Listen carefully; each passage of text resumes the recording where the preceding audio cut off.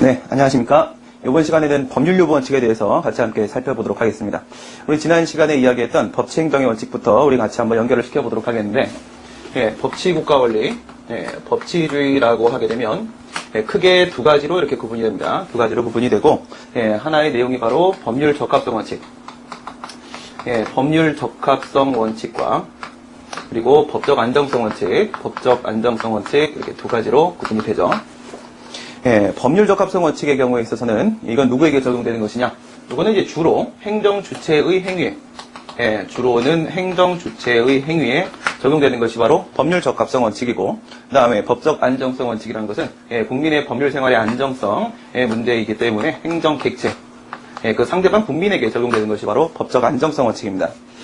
우리 이제 예전에 살펴본 것처럼 이 법률 적합성 원칙이 어디에 적용되느냐? 모든 국가작용에 적용된다. 첫 번째, 입법작용에도 적용되고, 그리고 행정작용에도 적용되고, 사법작용에도 적용되고, 모두 다 적용이 되죠. 따라서 헌법에 위반되지 않는 입법작용을 요하게 되며, 그 다음에 법률에 적합한 행정권 발동을 요하게 되고, 역시 법에 따라서 재판작용을 해야 됩니다. 이 중에서 행정작용에 적용되는 이 법률 적합성 원칙을 우리가 법치행정의 원칙이라고 하죠. 얘를 우리가 법치행정의 원칙이라고 하고요. 법치행정의 원칙이 무엇이냐? 이렇게 행정법의 아버지가 누구냐? 오토마이어, 그렇죠? 오토마이한테 법치행정의 원칙이 무엇이냐라고 물었더니 이렇게 세 가지로 구성이 된다. 이렇게 얘기를 하는 거예요. 하나가 바로 법률의 법규창조력, 법률의 법규창조력. 법규라는 것은 뭐예요? 법규라는 것은요? 법적 규율성을 가지는 규범을 말하는 것이죠. 그럼 법을 무엇으로 만드냐? 법률로서 만드는 것이다. 우리 지난 시간에 이렇게 배웠어요. 그 다음에 이제 두 번째가 바로 법률유보 원칙입니다. 오늘 우리가 다루게 되는 게 바로 법률유보 원칙. 법률유보 원칙이고, 세 번째가 법률우위 원칙이죠. 법률우위 원칙. 여기서 유보라는 것은 무엇이냐라고 했을 때 유보는 뭐라고요? 맡긴다. 맡긴다라는 뜻이죠. 어디다 맡긴다? 법률에 맡긴다라는 뜻입니다. 다시 말해서 법의 근거가 있어야지만 그와 같은 행정권 발동이 가능하다. 이게 바로 법률 유보 원칙이 되는 거예요. 그 다음 법률 우위 원칙이라는 것은요. 법률이 행정부보다 위에 있다라는 거예요. 그러니까 입법부가 행정부보다 위에 있다라는 얘기를 하는 것이죠. 그 법에 위반돼서는 안 된다. 상위 법령에 위반되는 행위를 해서 안 된다. 이런 얘기인데 이와 같은 이제 법률 유보 원칙, 맡긴다. 얘 같은 경우에는 반드시 법적 근거를 구비해야 된다라는 내용이기 때문에 우리 이것을 적극적 법률 적합성 원칙이다. 이거 어디서 왔어요? 법률 적합성 원칙에서 왔네요. 그렇죠? 그래서 적극적 법률 적합성 원칙이다라고 이야기를 하게 되고 법률 우위 원칙 같은 경우에는 있는 법에 위반하지 말라는 거예요. 그렇죠? 있는 법에 위반하지 마라. 그래서 소극적 법률 적합성 원칙이라고 이야기를 하게 됩니다. 우리 그 두 개를 한번 다시 비교를 한번 해보도록 하겠습니다. 법률 유보 원칙. 법률 유보와 그 다음에 법률 우위 원칙, 법률 우위와 이렇게 두 개를 비교를 해보시게 되면 여기서 과연 법률이란 무엇인가? 여러분 법의 근거를 두어야 된다라고 했는데요. 눈에 보이지도 않는 불문법의 근거를 뒀다. 이런 주장이 성립될 수 있다? 없다. 그거죠. 그래서 법률 유보 원칙에 있어서의 법률이라는 것은 성문법을 말하는 것이고요. 성문법을. 그러나 법률 우위 원칙이라는 것은요. 성문법에 위반돼서는 안 되는 것뿐만 아니라 불문법에 위반돼서도 안 된다. 이거. 불문법에 위반돼서도 안 된다. 여기 이제 불문법이 포함된다 이거죠. 우리나라 같은 경우 이제 판례법이나 관습법은 인정되기 힘들기 때문에 주로 이야기하는 불문법은 조리법을 말한다고 했습니다. 조리법. 조리법 우리 알기 쉬운 행정법에서 배운 대로 조리법은 뭘 말하나요? 행정법의 일반 원칙을 말하는 것이죠. 물론 이제 뒤에 가시게 되면은 행정계획이라는 데서는 계획재량이라는 것이 별도로 인정이 되고, 그 다음 경찰법 영역에서는 경찰재량이라는 것이 별도로 인정이 됩니다. 이와 같은 이제 계획재량이나 경찰재량의 경우에 있어서는 우리가 일반적으로 이야기하는 행정재량과 비교했을 때 상당히 광범위한 재량권이 인정된다는 점에서 별도의 어떤 특유의 한계 범위가 논의가 되기도 합니다. 이때는 행정법의 일반 원칙 외에도 행정계획에서는 형량명령 원칙이라는 것이 있고, 그 다음 경찰재량에서는 경찰법상 일반 원칙, 경찰 소국의 원칙, 공공의 원칙, 책임의 원칙, 평등의 원칙, 비례 원칙 이런 것들이 추가되기도 합니다. 우리가 이제 기본적으로 논의하는 행정법의 일반 원칙에는 어떤 게 있다? 비평신자, 목동 부실사 이런 게 있다고 했죠. 평신자가 아닌 목동은 다리가 부실해서 결국 사망에 이르게 된다. 이것이 바로 성경에 나오는 구약시대의 하나님의 불문법이다. 이렇게 말씀을 드렸어요. 비평신자, 목동 부실사 이와 같은 불문법, 비례원칙, 평등원칙, 실권의 법리, 비평신자, 신뢰보원칙, 자기구속원칙, 목동은 뭐야? 목적 위반, 동기부정, 부실사, 부담결부금전칙, 실권의 법리, 사실오인, 뭐 전부 다 여러분들 사례 풀다 보면 이렇게 등장하는 내용들입니다. 이런 것들을 이제 불문법이라고 하는데, 법률 우위 원칙에서는 여기서는 불문법도 포함된다라는 특징 하나 기억을 해주시고요. 그 다음 법률유보 원칙이라는 것은 여러분들 적극적 법률적 합성 원칙이라고 했어요. 적극적이죠, 그렇죠? 그렇다면 이 법률유보 원칙은 모든 행정 영역에 적용될까요? 그건 아니라는 거예요. 법률유보 원칙 같은 경우에는 일정한 행정 영역에 일정한 행정 영역에만 적용이 됩니다. 그에 비해서 소극적 법률적 합성 원칙으로서 법률 우위 원칙은요, 모든 영역이죠. 모든 영역, 모든 행정 영역에 전부 다 적용이 돼요. 그럼 법률 우위 원칙에서의 적용 영역에 대한 어떤 학설 대립이 있을 수 있겠는가? 그런 거 없겠죠. 이 부분입니다. 바로 일정한 영역의 법률 유보 원칙이 적용되기 때문에 이 부분에도 학설 대립이 바가지로 있는 거죠. 그렇죠? 바가지로 있는 데들이 좀 몇 개 있어요. 뒤에서 행정계획 가게 되면 바가지가 이제 2개 나옵니다. 하나는 뭐 세숫대야만 해요. 학설이 아주 그냥 바가지로 있습니다. 여기서 이제 우리 교과서 보시게 되면은 아래에 있는 예로 먼저 3번의 적용 범위 이것이 바로 법률 유보 원칙이라는 것은 일정한 영역에만 적용되기 때문에 과연 그 적용 범위를 어디까지 설정할 것인가? 굉장히 중요하겠죠? 왜 중요하냐고요? 그러면 물어보시게 되면 제가 또 설명을 또 드려야죠. 그렇죠? 신민행정법의 특징은 뭐냐? 절대 미련을 두지 않는다. 궁금증은 남기지 않아요. 우리 이제 주로 이야기하는 행정작용은 어떤가요? 수많은 행위 형식들이 있지만 그 학자들은 그 수많은 행정작용들을 3발의론에 따라서 3개로 모든 것을 규명을 하려고 합니다. 그 주된 것이 바로 행정행위고요. 그 외에도 행정입법과 사실행위, 행정행위, 행정입법, 사실행위 이렇게 3가지를 가지고 모든 행위의 형식들을 다 법적 성질을 이것이다 이렇게 다 규정을 하려고 해요. 그 중에 핵심이 바로 행정행위가 되는 것이죠. 행정행위는 우리가 실정법상 개념으로 이제 처분이라고 하고 이것이 우리가 가장 많이 다루는 행정작용의 성질입니다. 그러면 이 처분의 위법적 법 판단할 때 처분의 위법적 법 4가지 측면에서 보죠. 주체상 적법 요건이라는 것이 있고 그 다음에 절차상 적법 요건이라는 것이 있고 형식상 적법 요건이라는 것이 있고 내용상 적법 요건이라는 것이 있습니다. 주체상 적법 요건을 흠결하면 이제 주체상 위법성, 주체상 하자라는 것이 인정이 되고 여기서 이제 절차상 하자, 형식상 하자, 내용상 하자 이렇게 뭐 4개 중에 하나라도 그 위법성이 존재하면 위법 사유가 존재하면 그 처분은 위법하다 우리 이렇게 이야기를 하게 돼요. 이제 이 중에서 가장 또 중요한 것은 바로 이제 내용상 하자입니다. 이 내용상 하자에서 논의하는 게 이게 2개예요. 여기서 얘기하는 게 바로 하나가 법률 유보 원칙 위반되는 경우하고 그 다음에 이제 법률 우위 원칙 위반되는 경우 하나하고 그렇죠? 이제 여기서 이제 우리가 이걸 살피게 됩니다. 이 이제 법률 유보 원칙이라고 했을 때 법률 우위 원칙 같은 경우에는요, 이거는 뭐 불문법도 포함되어 있다고 했습니다. 그러면 뭐 신뢰보 원칙에 위반되는 경우도 있겠고, 또 자기구속 원칙에 위반되는 경우도 있겠고, 뭐 다양한 논의들이 나오겠죠. 법률 유보 원칙은 그렇게 복잡하진 않아요. 법적 근거가 필요한데, 그럼 로마서 3번에 있는 법률 유보 원칙의 적용 범위에 해당한다는 거죠. 적용 영역에 해당하는데 법적 근거가 따로 구비되어 있지 않으면 뭐라고요? 위법. 그렇죠? 위법. 법률 유보 원칙 위반이어서 위법이 돼버립니다. 그럼 뭐가 제일 중요하겠어요, 여기서? 적용 영역이다, 아니다, 이게 중요한 거죠. 그쵸? 적용 영역이냐, 아니냐, 이게 핵심인 겁니다. 그래서 적용 영역이다, 아니다. 이랬을 때, 법적 근거를, 구비하고 있는가 했으면, 여기서 구비하고 있다, 아니다, 여기는요, 기든 아니든 상관없이, 얘는 어떻게 쭉쭉 가서 적법. 이거죠? 법률유법 위반 사유는 없는 거죠. 얘 같은 경우에는 적법, 이렇게 얘기하겠지만, 얘 같은 경우에 이제 결국 위법해질 수밖에 없어요. 그러면 이게 위법해진 것은요, 가장 기본적으로는 적용 영역에 해당하기 때문이죠. 이 같은 논의죠. 이게 바로 로마서 3번에 있는 거예요. 로마서 1번부터 하나씩 한번 살펴보도록 하겠습니다. 여기 보시게 되면 일정한 행정권 발동은 일정한이라고 되어 있습니다. 아니요. 일정한 행정권의 발동은 법률의 근거를 두어야 한다. 여기서 이제 법률의 근거를 둬야 된다라고 했는데 이 법률의 범위는 우리 지난 시간에 배운 대로 실질적 법치주의가 도입되면서부터 의회가 만든 형식적 의미의 법률 외에도 법규 명령도 우리가 인정을 한다고 했습니다. 그 역시도 법적 근거로 인정을 한다. 광의의 법률로 파악을 한다고 했죠. 이와 같은 법치행정의 원칙을 말하는 것이다. 법치행정의 원칙 아까 보신 대로 법률의 법규 창조력, 법률 유보, 법률 우위 원칙 그중에 법률 유보라는 거죠.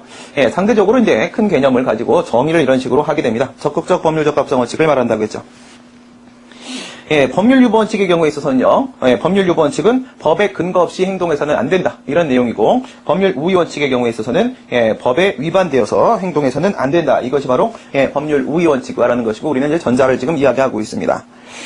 근거 보시게 되면요, 이론적 근거, 기본권 보장의 원리, 기본권 보장의 원리, 법에 근거를 두어야 된다는 것이 어떤 측면에서 기본권 보장의 측면이 있겠습니까? 행정권 발동의 남용이죠. 그죠? 남용을 방지한다는 측면을 우리가 살펴볼 수 있겠고, 그다음 민주주의 원리, 이건 뭐예요? 국민의 대표자인 의회가 제정한 법률의 근거를 두고 행위를 하는 것이기 때문에 국민주권 원리에 기초를 두고 있다. 그래서 민주주의 원리에 또한 이론적 근거를 두고 있다라고 볼 수가 있겠고요. 세 번째, 법치주의 원리. 이건 뭐 법치주의에서부터 뭔가 아까 우리 보신 대로 그대로입니다. 법에 따라서 행동을 해야 된다는 것이죠. 법의 근거를 두고 법에 따라서 행동을 해야 된다. 이것이 바로 법률 유보 원칙이기 때문에 법치주의 원리에 또 이론적 근거를 두고 있다고 볼 것입니다. 그러나 여기서 우리가 뭐 이런 내용들이 시험 보면서 등장하는 건 아니기 때문에 뭐 기본적으로 여러분들 알아두시면 돼요. 그 다음 이제 실정법상 근거를 보시게 되면, 헌법 37조 2항에 따르게 되면, 1항에서는 국민의 권리와 자유는 헌법에 명시되지 않은 사유로 경시되지 않는다라고 하면서 2항에서 예외적으로 그와 같은 기본권이 국민의 권리와 자유가 제한될 수 있는 경우들을 제시를 해놓고 있죠. 그래서 이때는 법률로서만 제한을 할 수 있다 이렇게 되어 있습니다. 그렇죠? 국가안전보장, 질서유지, 공공복리를 목적으로 해서 법률의 근거를 두어야지만 기본권 제한이 가능하다. 이거는 이제 일반적 법률유보 조항이다라고 볼 수 있겠고요. 그 다음 오른쪽에 있는 23조 1, 2항의 경우에 있어서는요. 이건 이제 손실보상이가서 주로 논의되는 게 바로 헌법 제23조 1, 2, 3항이에요. 1, 2, 3항. 1, 2항 이렇게 한쪽으로 묶고 3항 한쪽으로 묶고 이렇게 얘기를 하게 됩니다. 23조 1항에서는 사유재산권 보장에 대한 규정을 두고 있고요. 이건 이제 존속보장의 측면을 얘기하는 겁니다. 그 다음 2항에서는요. 공공복리에 따라서 재산권을 행사해야 된다라고 해서 법률의 근거에서 1, 2항 합치면 어떻게? 법률의 근거에서 일정한 경우에 이제 재산권 제한이 제한될 수도 있고 그래서 지금 1, 2항의 경우에 있어서는요. 재산권 행사의 제한은 반드시 법의 근거를 둬야 된다. 이런 개별적 법률유보 조항입니다.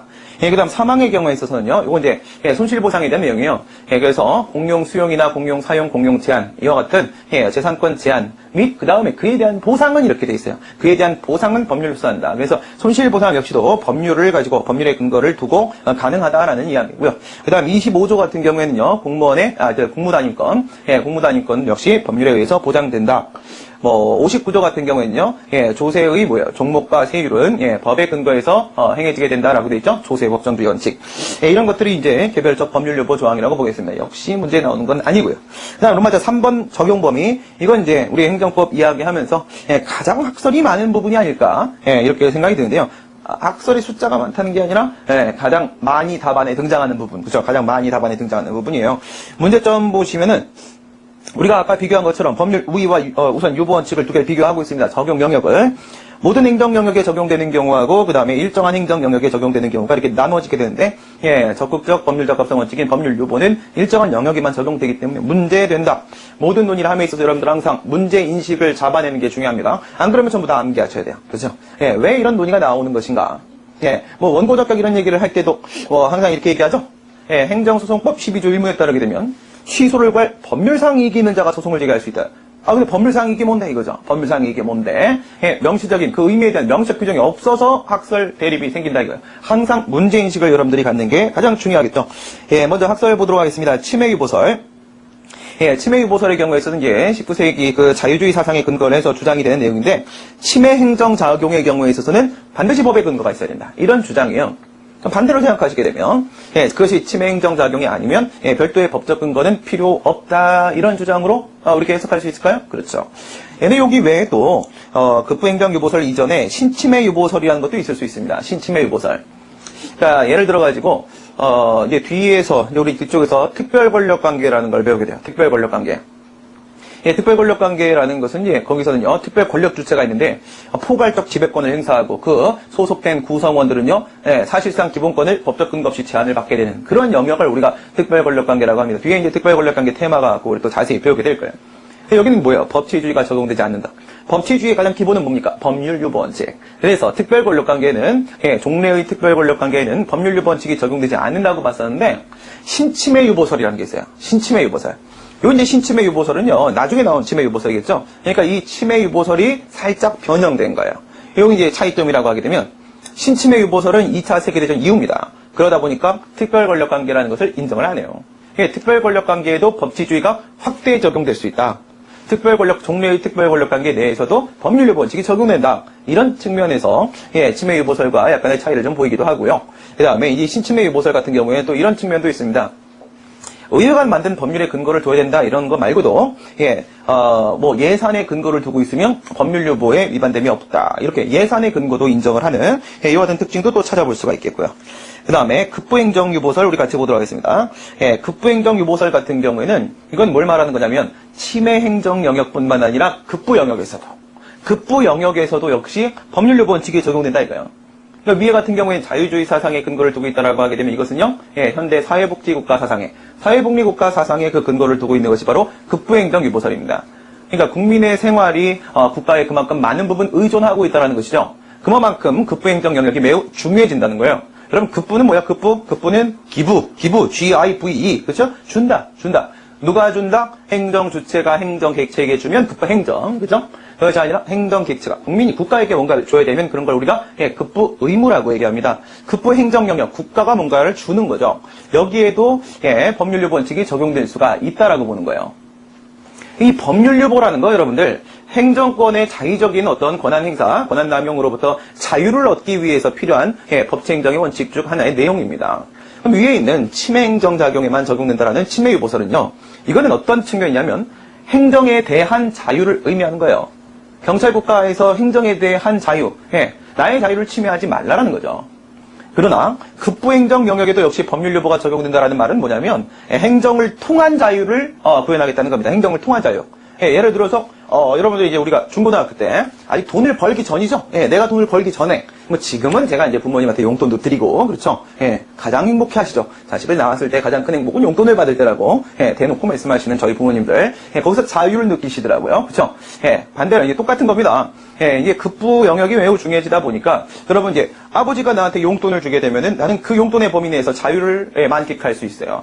국가가 나에게 보조금을 지급해 주게 되면 그 범위 내에서 자유를 만끽할 수 있겠죠. 그러니까 급부행정 유보설이라는 것은 바로 행정을 통한 자유를 의미하는 것이다. 우리 이렇게 또 한번 해석해 볼 수 있겠네요. 그 다음에 권력행정유보설이라는 게 있습니다. 권력행정유보설.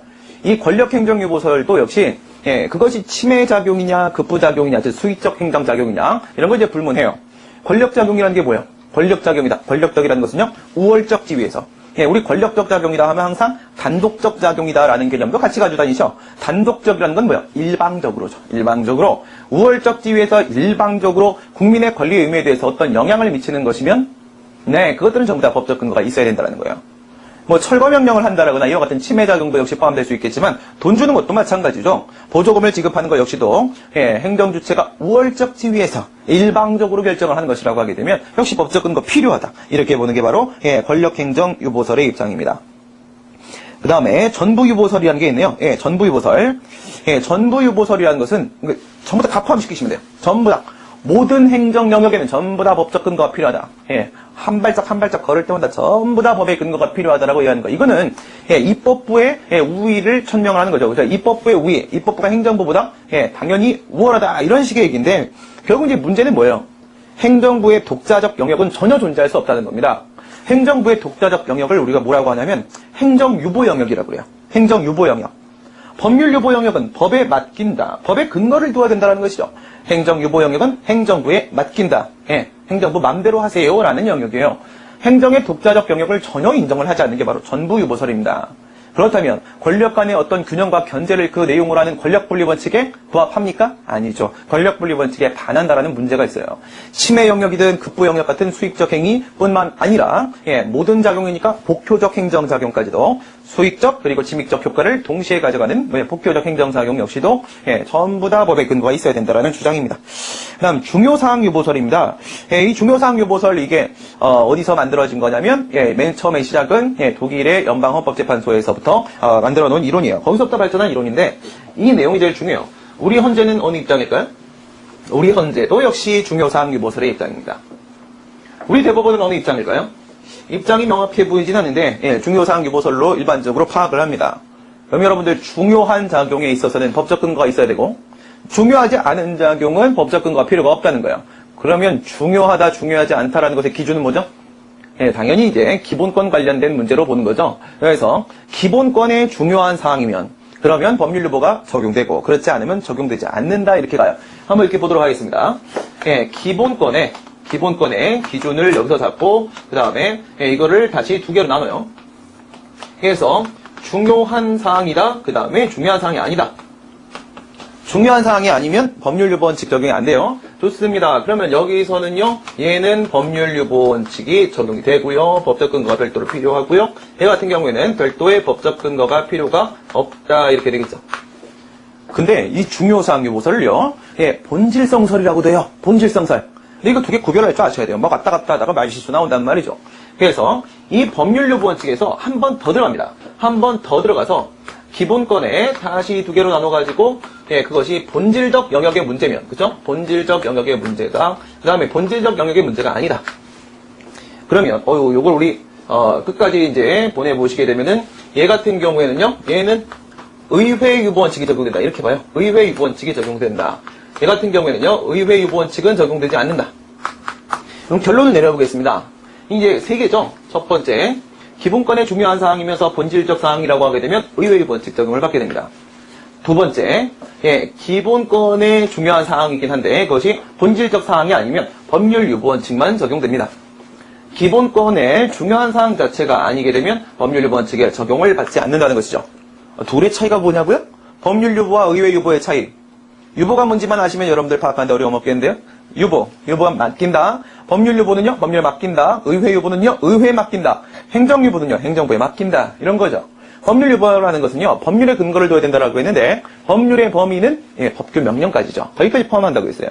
의회 유보라는 것은요, 이건 반드시 의회가 결정하라는 거예요. 의회가 판단하라. 그 얘기는 형식적 의미의 법률의 근거를 두어야 된다는 얘기입니다. 법률의 범위가 조금 더 좁아지고 있네요. 얘 같은 경우에는요, 법률 유보가 적용되지 않으면 이런 곳을 우리가 바로 행정유보 영역이라고요. 어우, 단어 좋네요. 행정유보, 그 다음 법률유보, 그리고 의회유보의 영역을 기본권의 중요성 및 본질적 영역 여부를 가지고 다 판단을 내려봤습니다. 이게 바로 중요사항 유보설이에요. 그러다 보니까 여러분들 이 표현 자체도 뭐 쉽지 않죠? 기본권과 관련해 중요하고 본질적인 사항은 의회가 제정한 법률의 근거를 둬야 된다. 중요하다 뿐만 아니라 본질적이다까지 들어갔어요. 이런 경우에는 의회 유보가 적용된다고 했습니다. 그러면 이제 중요한 부분에 있어서 법률 유보가 적용된다는 내용이 포함이 되어 있는 거죠. 아니면 여러분들이 이걸 다 풀어서 설명을 해주셔야 돼요. 그 다음 판례 보도록 합니다. 3번의 판례 보시면 우리 판례에는 중요사항 유보설, 본질성설의 입장을 취하고 있습니다. 병의 복무기간 결정은 의회 유보사항이다. 여러분 이제 잘 보세요. 앞에 있는 내용들 중에서 기본권의 중요성 또는 본질적 영역 여부를 가지고 판단하는 것은 중요사항 유보설밖에 없어요. 의회 유보사항이다. 이런 표현이 나왔으면 이거는 본질성설입니다. 중요사항 유보설이죠. KBS 방송 수신료 사건에서 국민의 기본권 실현과 관련된 영역은 국민의 대표자인 입법자가 그 본질적 사항에 대해서 스스로 결정을 해야 된다. 역시 위에랑 뭐 다르지 않습니다. 의회 유보 원칙이 적용된다. 이런 내용이죠. 그러니까 집에서 우리가 누워가지고 TV를 보는데 TV를 샀습니다. TV를 지금 10년째 TV 보면 공부 안 할까봐 TV 없이 살아왔는데 이제 도저히 이제 참는 임계치를 넘어서는 순간 TV를 구입을 해버리고 말았는데 TV 굉장히 TV 이제 저는 혼자 사니까 뭐 그런 문제 없는데 집에 살 때 정말 냉정했습니다. 그래서 저는 이제 집에 살 때는 저희 집에 방마다 그렇죠? 형제들이 많아서 방이 좀 많이 있었는데 방마다 TV 하나씩 안 갖고 있으면 싸움이 나죠. 그렇죠? 그래서 TV 채널 돌리는 것은 이거는 기본권의 본질적 사항이 아니에요. 수신료, 그죠? 돈 내는 거잖아요. 이거는 기본권의 본질적 사항이기 때문에 그래서 이제 의회 유보 원칙 적용된다. 이건 헌재 판례입니다.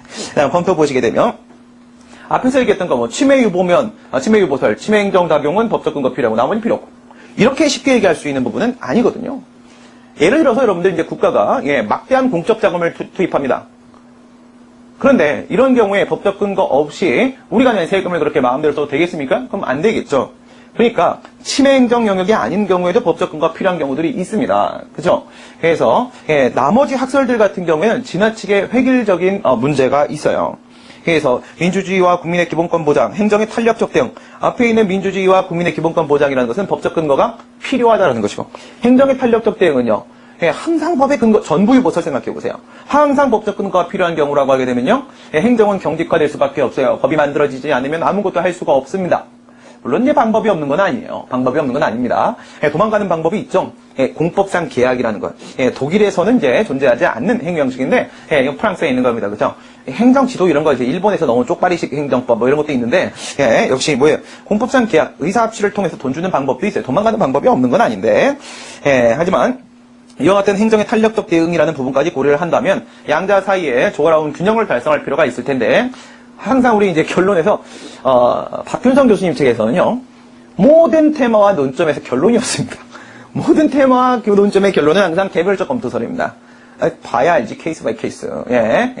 건당건이란 뜻이죠. 이렇게 처리합니다. 근데 이제 그렇다고 우리가 답안에다가 항상 모든 결론을 케이스 바이 케이스요. 교수님 알아채지 마세요. 이렇게 얘기할 수는 없는 거고, 일정한 우리의 입장 정도는 좀 정해줄 필요가 있습니다. 그러다 보니까 중요사항 유보설 입장을 취할 수밖에 없는 것이겠죠. 개별적 검토를 통해서 구체적 사안에 따라서 판단을 내려야 되는 것이 맞을 것이다. 그래서 중요사항 유보설 이게 동설적 입장이고 또한 판례의 입장입니다. 이제 책에 따라서는 이제 개별적 검토설이라는 학설을 집어넣는 경우도 있는데 중요사항 유보설과 개별적 검토설은 사실상 뭐 대동소이하다 이렇게 볼 수 있겠고요. 개별적 검토설 굳이 포함 안 시켜도 상관없겠습니다. 그다음 마지막으로 로마자 4번에 행정 유형에 따른 법률 유보에 대한 문제를 살펴보도록 하겠는데요. 여러분들이 이해를 하실 수 있을까? 저도 자신이 없네요. 설명을 드릴 수 있을까? 왜 그러냐면 지금 이제 여기가 몇 번째죠? 3번입니다. 3번. 그렇죠? 우리 강론 포함 안 하고 총론만 해도 개수가 몇 개냐? 개수가 뭐 85개네요. 85개. 지금부터 우리가 이제 세 번째니까 82시간을 더 가르쳐 드려야지, 설명을 드려야지 이해할 수 있는 모든 내용이에요. 이걸 이제 여러분들이 지금 다 알아듣긴 힘들고요. 행정법은 당연히 처음과 끝이 연결되어야 합니다. 그러니까 우리가 맨 뒤에서 쟁송법 이야기를 배우는데 앞에서 작용법 얘기할 때도 권리구제 방법과 관련해서 막 쟁송법 얘기를 막 하잖아요. 그래서 제가 왜 알기 쉬운 행정법을 먼저 했는지 아시겠죠? 유치하게 막 위법한 열차를 타고 운행을 하면서 막 이런 얘기를 하면서 안 그러면 처음부터 여러분들이 전혀 받아들일 수가 없기 때문에 그렇습니다. 하지만 우리 한번 이해할 수 있는 데까지 이해해보고요. 여러분들이 끝까지 다 공부하시고 나서 다시 앞에서부터 꼭 한 번은 복습을 해주시기를 당부를 드리도록 하겠습니다. 행정유형 첫 번째 부관입니다. 부관이 뭔지도 모르는 상황에서 우리 어떡하냐. 큰일 났네요. 그렇죠? 간단히 한번 생각해보겠습니다. 부관이라는 것의 이제 정의는 효과 제한, 요건 보충, 새로운 의무 부과 목적으로 주된 행정행위에 붙여져 있는 종된 규율을 우리가 부관이다 이렇게 얘기를 하는데 아직 여러분들이 못 받아들이셔도 상관없어요. 이렇게 생겨 먹은 겁니다. 이게 행정행위예요. 우리가 그래도 알고 있는 거 행정행위는 알고 있으니까 행정행위입니다. 행정행위가 수익적인 행정행위예요. 뭔가를 주는 거예요. 영업 허가를 해준다라거나 보조금을 지급한다라거나 이런 것들이에요. 근데 여기에 이런 게 붙어 있어요. 이런 게. 요게 부관이에요. 요게. 종된 규율이 이렇게 붙어있까요? 의무는 부과, 부가는 부가, 부과가 아니고 부가예요. 이게 붙어있는 겁니다. 예를 들어서 이런 경우 한번 볼까요?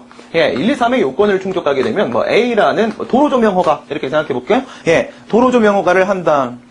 이건 이제 도로법 제38조에 근거를 두고 있는데 도로조명허가는 이제 재량행위예요. 뒤에 가서 이제 특허에 가서 배웁니다. 이건 재량행위입니다. 재량행위예요. 재량행위. 재량행위라고 하게 되면 우선 이제 결정재량을 말하는 거죠. 요건에 해당을 한다고 하더라도 할 수도 있고 안 할 수도 있고 이거예요. 할 거냐 말 거냐에 대한 그 행위 여부에 대한 판단은 행정청의 재량권에 맡겨진다. 이게 바로 재량행위인데요. 그럼 여기서 어떻게 돼요? 할 수도 있고 안 할 수도 있고 할 수도 있고 안 할 수도 있고 수익적이라고 했네요. 그러면 수익적인 행위니까 만약에 해주게 되면요. 그 상대방의 효용은 10이다. 안 해버리게 되면 거부해버리게 되면 상대방의 효용은 빵빵. 그러면 여기서의 법적 효과는 0에서부터 10까지를 선택할 수 있는 재량권이 행정청에게 인정이 되는 것이죠. 0도 되고 1도 되고 2도 되고 3도 되고 8도 되고 9도 되고 10도 되는 겁니다. 이렇게 생각해 보겠습니다. 여기 있는 이 수익적 행정을 우리가 플러스 10이라고 하게 되면 얘를 우리 마이너스 2라고 보겠습니다. 예를 들어가지고 도로조명 허가를 해주면서 3년 기한 조건부 도로조명 허가 이렇게 해버리게 되면요. 평생 쓰고 싶은데 그렇죠? 3년밖에 못 쓰네요. 그만큼 수익적 효과가 제한될 수밖에 없겠죠. 마이너스 효과가 발생한단 말이에요. 그럼 저런 식이면 이렇게 되는 거예요. 요건을 충족했다고 하더라도 할 수도 있고 안 할 수도 있고 뭐 할 수도 있고 부가하여 부간 붙어서 할 수도 있고 그렇게 플러스 10에 마이너스 2로 가게 되면 이건 플러스 8만큼의 법적 효과를 발생시키는 것이겠죠. 방금 보신 대로 여러분들 만약 그것이 주된 행정행위 요거 얘기하는 거예요. 얘가 재량행위라고 하게 되면 그 재량행위라는 것 자체가 바로 부관을 붙일 수 있는 부관은 여러분 침익적인가요? 그러네요. 부담적이고 침익적이네요. 부관을 붙일 수 있는 근거가 되줘요. 뭐가요? 재량행위라는 것 자체가. 그러나 희속행위의 경우에 있으면 그렇지 않죠. 요건을 구비했으면 반드시 기계적으로 이리적으로 그것을 해줘야만 합니다. 그럼에도 불구하고 부관을 붙일 수 있을 때가 있어요? 원칙적으로 부관 못 붙입니다. 부관 붙이면 그 자체로서 위법, 부관은 위법 이렇게 된단 말이에요. 그런데 어떤 경우에 가능하냐면 이제 종정제 개별법에 보게 되면 조건을 붙일 수 있다, 부관을 붙일 수 있다 이런 게 있어요. 이런 경우에는 기속행위인 경우에도 부관을 붙일 수가 있습니다. 이럴 때 법적 근거 필요하겠네요. 두 번째 보도록 합니다. 공법상 계약입니다. 공법상 계약의 경우에 있어서는요. 사법상 계약과 전혀 다르지 않습니다. 사법상 계약은 사법적 효과 발생을 그리고 공법상 계약은 공법상 효과 발생을 그 목적으로 하는 것뿐이며 나머지 차이가 없다는 것이죠. 결국 한쪽의 청약과 한쪽의 승낙에 의해서 이루어지는 의사합치요. 의사합치. 반대 방향의 의사합치. 이럴 때 법적 근거 필요해요? 그럴 필요는 없겠죠. 그래서 이럴 때는 별도의 법적 근거 필요 없습니다. 급부행정입니다. 아까 급부행정유보설이라는 것도 있었는데요. 원칙적으로 여러분 앞에 있었던 모든 학설, 어느 학설에 따른다고 하더라도 침해 행정 영역에서는 원칙적으로 법률 원칙이 적용이 돼요. 제가 원칙적이라고 했어요. 항상 예외가 있으니까. 하지만 대부분은 인정합니다. 침해 행정 영역에서는 원칙적으로 법률 유보가 적용되고, 그 다음 급부행정, 수익적 행정 영역에서는 원칙적으로 법적 근거가 필요 없다. 법률 유보가 적용되지 않는다라고 본단 말입니다. 그런데 말이죠. 급부행정의 경우에 있어서도 법적 근거가 필요한 경우가 있다라는 거예요. 아까 말씀드렸는데 기억나실지 모르겠네요. 신침해 유보설 얘기하면서 말씀을 드렸고 중간에 또 너무 경직화되잖아요. 이런 얘기할 때도 말씀을 드렸어요. 특히나 문제가 되는 것은 바로 예산의 근거가 있는 경우입니다. 법률의 근거는 없는데 예산상 근거는 있어요. 이럴 때 별도의 법률적 근거가 필요한가? 필요설과 불효설 이렇게 대립이 있어요. 불효설의 경우에서는 예산의 근거로서 충분하다라는 것이죠. 법률상 근거 필요설의 경우에 있어서는 급부행정에 있어서도 평등원칙이라는 거 이걸 우리가 무시할 수는 없는 거 아니겠는가? 그래서 따로 법적 근거 필요하다 이렇게 얘기를 합니다. 뒤에 가게 되면은 경쟁자 소송 이런 거 있습니다. 경쟁자 소송 돈 주는 거예요. 돈 주는 거에 대해서 왜 쟤만 돈 줘요? 나도 돈 줘요. 이렇게 하면서 싸우는 거예요. 예를 들어 가지고 이게 시장 매출액이 만약에 한 200억 정도 돼요. 200억 정도 되는데 거기 이제 두 개밖에 없는 거예요. A라는 업체하고 B라는 업체하고 둘밖에 없어요. 근데 둘 다 비등비등해요. 한쪽도 한 100억 정도의 매출을 한쪽도 100억 정도의 매출을 올리고 있고 둘밖에 없어서 시장 전체 매출은 200입니다. 근데 말이에요. 만약에 이런 경우에 뭐 환경부 장관이 또는 뭐 보복부 장관이 A라는 업체한테 보조금을 지급한 거예요. 우리의 정책과 맞는 부분이 있다. 라고 보조금을 딱 지급해. 얼마를? 100억을 지급해버리게 되면 B라는 업체 어떻게 되나요? 퇴출의 위기에 처하게 되겠죠? 심각한 위험에 처하게 됩니다. 이럴 때 보조금 줘요. 보조금. 그죠? 보조금 주는 경우에 있어서도 뭐 방금 보신 대로 A와 B에 있어서의 평등성 확보라는 거 이런 거 우리가 무시할 수는 없습니다. 이런 부분 주장하는 거예요. 그래서 급부행정에서도 별도의 법적 근거 필요하다라고 주장하는 게 바로 필요설, 법률상 근거 필요설이고요. 그다음 예산상 근거면 족하다라고 보는 게 바로 법률상 근거 불효설이에요. 예산상 근거를 두고 있다라고 하게 되면 이것도 역시 뭐예요? 의회가 결정한 사항 아니겠는가? 이런 식의 판단이죠. 절충설의 입장이 이게 이제 다설의 입장입니다. 절충설. 어떤 경우냐? 방금 얘기했던 방식 그 정도라고 생각하시면 돼요. 200억에 100억에 100억인데 한쪽에 100억 몰아주기. 경쟁의 자유에 대한 중대한 침해를 발생시키고 있다. 헌법 제15조의 경쟁의 자유에 심각한 침해를 발생을 시키고 있고 또는 그 금액이 매우 막대한 겁니다. 이건 아까 제가 말씀드렸던 어떤 공적 자금을 투입하는데 그 금액이 막대한 경우예요. 그래서 국민들이 어떤 국민들은 찬성하고 어떤 국민은 반대 여론이 막 들끓고 이런 경우에는 반드시 법의 근거가 필요하지 않겠는가. 막대한 국가 예산의 소요가 필요한 경우에는 별도의 법적 근거를 마련하는 것이 합당하다고 보여진다. 이게 바로 절충설의 입장입니다. 4번의 행정조직 보도록 하겠습니다. 행정 조직보다는 이제 오히려 행정 권한의 경우에 있어서 더 많이 문제가 되기도 하는데요. 헌법 제96조에 보시게 되면은 헌법 96조에 보시게 되면 행정부의 조직과 그 다음에 직무 범위, 행정기관들 있죠. 여러분 국가나 지방자치단체 같은 행정 주체가 눈에 보인다고 했나요? 우리 집에 와서 세금 내라고 과세처분 통지서를 우리한테 주고 가요? 만나기만 해봐 아주 그냥. 그죠? 우리는 본 적이 없어요. 그렇죠? 그래서 신민이라는 놈은 누가 지금 말을 하고 있어요? 입이 그렇죠? 누가 지금 판서를 하고 있나요? 손이 신체 기관이 저의 일을 대신해 주듯이 국가 역시도 행정기관이 그 일을 대신해 준다고 했습니다. 그 각각의 행정기관들마다 담당하고 있는 직무가 있을 텐데요. 그와 같은 직무 범위를 우리가 권한이라고 합니다. 권한. 그래서 조직의 체계 역시도 정부조직법, 지방자치법 이런 것들 말하는 것이죠. 조직의 체계 역시도 반드시 법으로 정해야 되는 것이며 그 다음 그 행정 조직을 구성하고 있는 신체 조직을 구성하는 신체 기관, 행정 조직을 구성하는 행정기관, 그 행정기관들이 담당하는 업무 역시도 법으로 정해야 된다는 겁니다. 근데 말입니다. 뒤에서 여러분들 이제 우리가 국가배상이라는 거 있다고 했죠? 국가배상 파트에 가게 되면 이 권한을 막 넘겨요. 그러니까 서울특별시장이 자신의 사무대, 자기가 담당해야 될 일임에도 불구하고 참 이거는 관악구청장 자네가 해주게. 이렇게 권한을 위임할 때가 있습니다. 이렇게 권한을 위임할 때는요, 권한은 어떻게, 권한의 배분 관계를 법으로 정하라고 했는데, 그 이제 권한 배분이 변경되게 되죠. 이와 같이 법적 권한의 귀속점에 이전을 동반하는 경우에는요, 법으로 정해놓은 거니까 당연히 별도의 법적 근거가 있어야지. 이와 같은 권한 위임도 가능해지게 되는 거예요. 이와 같은 행정권한 법정주의, 권한 위임이나 또는 뒤에서 신고 수립, 그리고 원고적격 이런 논의를 할 때 인허가 의제 제도라는 것을 배우게 되는데 거기서도 행정권한 법정주의가 문제가 됩니다. 인허가 의제 제도라는 것은 이제 쉽게 말하면 이래요. 아직 여러분들이 배운 게 아무것도 없었고 답답해 죽겠을 텐데 그래도 이해가 되고 싶다면 지금 이 순간 이해가 되고 계시다면 제가 설명을 너무 잘하거나 여러분들이 완전 똑똑하거나 둘 중에 하나겠죠. 둘 다 기를 바랍니다. 그러면 어떤 경우냐? 인허가 의제 제도라는 것은요. 복합민원이라는 게 뭐냐면, 뭐, 건물 하나 지으려고 하게 되면, 건축법상의 건축 허가도 받아야 돼요. 뭐, 관악구청장한테 그것도 받아야 돼. 또 이제, 소방본부장의 어떤 소방법상의 동의도 받아야 되는 것이고, 또 이게 만약에 뭐, 개발대응 구역 내 관리지역이라고 하게 되면, 개발행위 허가도 받아야 되는 것이고, 받아야 될 허가가 너무 많아. 이게 옛날엔 그거 다 찾아다녔어요. 근데 이제 어떻게 한다고요? 원스톱 서비스 차원에서, 원스톱 서비스라는 개념은 제가 1998년도인가 7년도인가 저희 학교에 원스톱 서비스 사무실이 생겨갖고 이거 뭐니? 막 이러면서 처음 느꼈던 이런 거였는데 원스톱 서비스 차원에서 딱 주된 인허가라는 거 하나 딱 결정을 해요. 뭐 한 10개 허가를 받아야 되면 그 중에 하나 주된 인허가 딱 정해놓고 그 이제 담당 관할행정청이 있을 거 아니겠습니까? 거기 찾아가서 그 허가 하나 받으면 나머지도 다 받은 것으로 이렇게 봐주는 거, 그렇게 의제해 주는 것, 우리 이것을 인허가 의제 제도라고 해요. 이럴 때 여러분 생각해 보시면요, 10개의 인허가가 있는데 각 인허가들마다 담당 행정청이 다 달라. 다 다른데 한 놈만 찾아가서 허가 받으면 다 받은 걸로 친대요. 그 얘기는요, 나머지 9개의 행정청의 권한이 이 친구한테 다 이렇게 집중된 겁니다. 그렇죠? 얘한테로 대체된 것이죠. 역시 권한의 이전을 동반한 겁니다. 이럴 때도 행정권한 법정주의가 문제가 될 수 있겠네요. 그 다음, 지방자치 행정 보도록 하겠습니다. 우리 이제 자치법규로서 이제 조례 같은 것들, 그렇죠? 조례랑 규칙 이런 거 있죠? 행정부도 법을 만들어요. 그런 걸 우리가 행정입법이라고 합니다. 행정입법. 이건 이제 행정기관이 하니까 형식적 의미의 행정이라고 하고요. 그 다음에 실질적인 내용은 뭐 법을 만드는 것이기 때문에 실적 의미의 입법이라고 합니다. 형식적 의미의 행정, 실질적 의미의 입법이라고요. 행정부도 법을 만들죠. 그런데 행정부가 법을 만든다고 했을 때 이런 걸 우리가 행정입법, 행정기관이 제정하는 일반적 추상적 규범이라고 합니다. 국가기관이 만들면 그걸 우리가 명령이라고요. 명령이 야, 이거 임마! 이렇게 하는 거 아니에요? 그건 하명. 명령은 행정입법의 산물이에요. 지방자치단체 기관이 만들면 우리 그것을 자치법규라고 합니다. 자치법규. 이와 같은 이제 자치법규의 조례와 규칙이 있어요. 조례는 누가 만들어요? 지방의회가, 규칙은 누가 만들어요? 규칙은 지방자치단체장. 만약에 뭐 그것이 이제 교육과 관련된 거, 그런 거 우리가 교육 및 학예에 관한 사무라고 하는데, 이런 이제 교육사무와 관련된 것은 교육감이 만듭니다. 교육감이. 지금 조례 얘기하고 있는 거예요.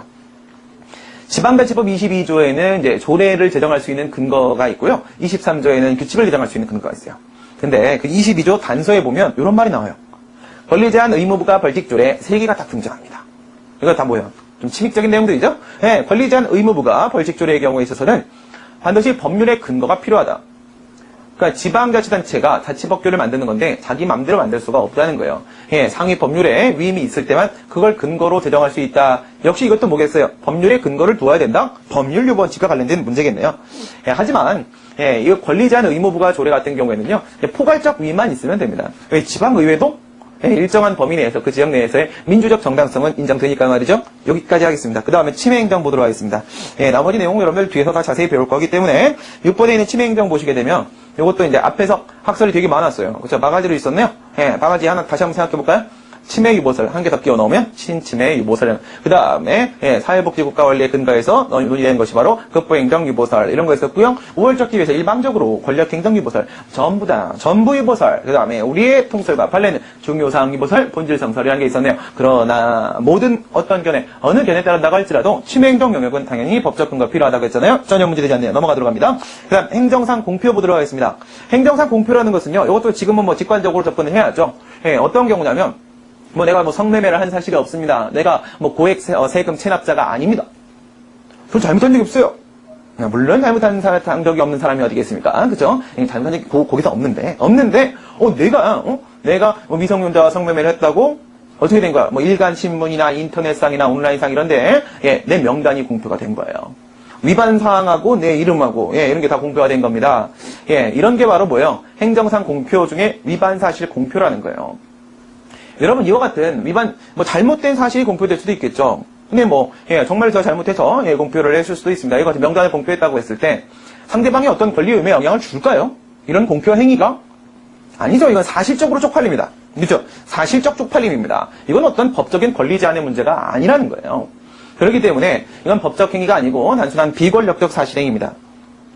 침익적이든 수익적이든지 간에 어떤 법적 효과가 발생해야지만 우리가 법률 유보가 적용된다 안 된다 이렇게 얘기를 할 수 있는 건데 이건 단순한 사실적 행위이기 때문에 법률 유보 원칙이 적용되지 않는 것이 원칙이에요.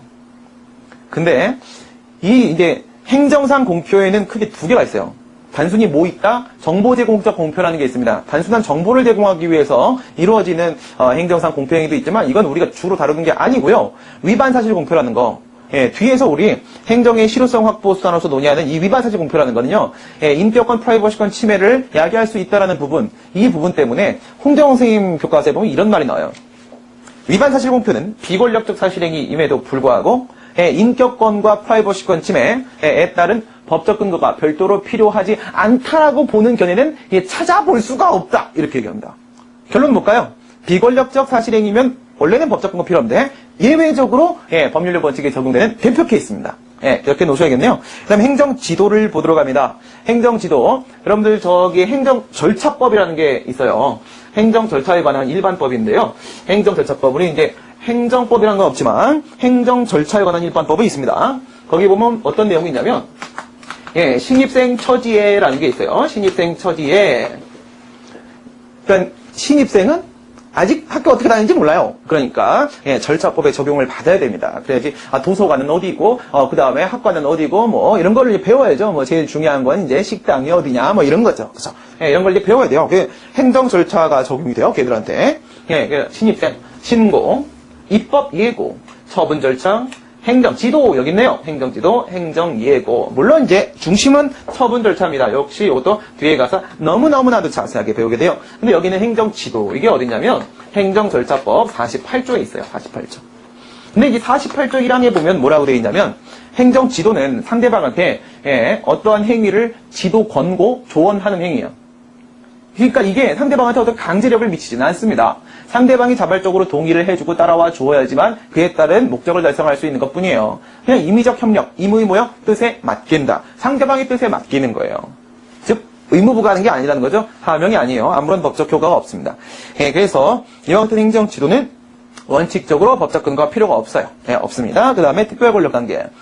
아까도 이제 우리 신침해 유보설 이야기하면서 특별권력관계라는 말이 나왔는데, 특별권력관계 이제 조금 있으면 이제 뒤에서 얼마 안 남았어요. 뒤에서 배우게 됩니다. 그런데 특별권력관계 옛날에는 그냥 지금은 이렇게만 생각하세요. 19세기 외교적 입헌 군주제 하에서 독일. 옆 나라에서 이제 시민혁명이 일어나서 군주들의 모가지가 날아가기 시작을 하자. 역시 똑똑한 독일의 군주는 무슨 생각을 하냐면 야 반띵 때리자 이거요. 자세한 건 뒤에 가서 배우겠습니다. 반띵 때리자. 그러면서 얘가 뭐라고 나 여기서 좀 더 살게. 원래 여기는 다 이 영역은 전부 다 군주의 영역이었죠. 그다음 여기는 뭐예요? 여기는 이제 시민사회 영역을 인정을 합니다. 그리고 나서 여기서 이제 뭘 만들어요? 여기서 이제 의회를 구성을 하고 의회에서 제정한 법이 있죠. 법이 이렇게 있어요. 법이 있는데 여기는 법이 적용되지 않아요. 여기는.